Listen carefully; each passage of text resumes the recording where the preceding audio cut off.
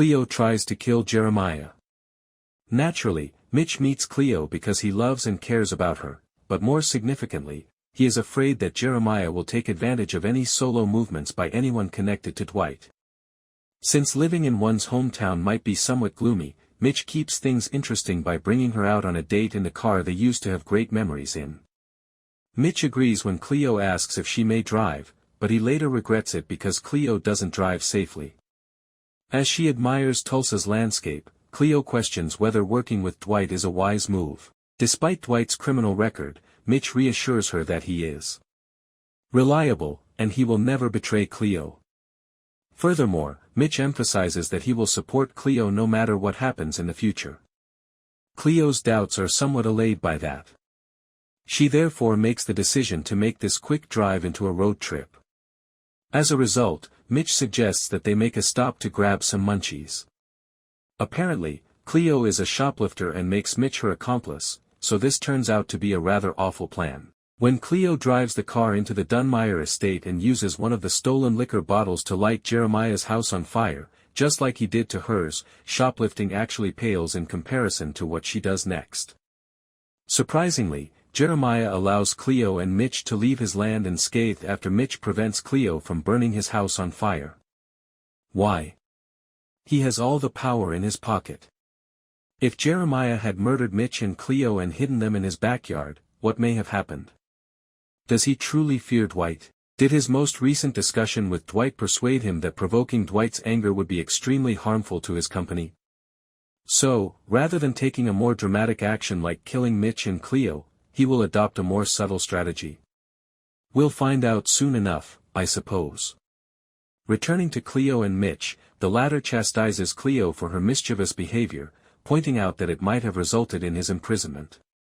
Furthermore, the fact that Cleo didn't consider that idea speaks much about her true feelings for Mitch. As a result, Mitch issues a final warning to Cleo: she must never again perform a cowboy trick of that nature. He is aware of the gradual nature of Dwight's plan of retaliation, which he is carrying out on Cleo's behalf. However, he guarantees that Cleo will be satisfied with the outcome. They will have to end this operation, though, if Cleo doesn't trust Dwight and his team and if she undermines whatever plan Dwight has for Jeremiah. We'll have to wait and see if Cleo keeps her commitment to stop making mistakes. Tyson is saved by the Cybertruck. Tyson gets the brilliant idea to go on a trip to know the enemy, so that when the boss guy comes, they'll have more to show than packages of bourbon bottles, even though Dwight has given his men explicit instructions to concentrate on bottling the bourbon. Goody cautions against doing anything to annoy the Tyson is saved by the Cybertruck. Tyson gets the brilliant idea to go on a trip to know the enemy, so that when the boss guy comes, they'll have more to show than packages of bourbon bottles, even though Dwight has given his men explicit instructions to concentrate on bottling the bourbon. Goody cautions against doing anything to annoy the Dunmires before heading out to take care of his personal or work-related responsibilities. But as soon as Goody exits the premises, Tyson remains steadfast and, accompanied by Grace and Bodie, embarks on a quest to gather information. Who does Tyson choose to follow? Cole Dunmire. Speak about having an unrealistic goal. Naturally, the gym is where they first notice him. As Cole's ripped body must be justified by the program, Bo Knapp should have spoken with the costume department because those clothes seem to be choking him. The second location where they see him is a warehouse where an elderly bingo tournament is being held. The three of them are definitely taken aback by that, but since they are already there, they try to take advantage of it and see if it results in anything positive. Bigfoot declines to snitch on Tyson, Bodie, and Grace when Joanne asks him where they are at the distillery during all of this.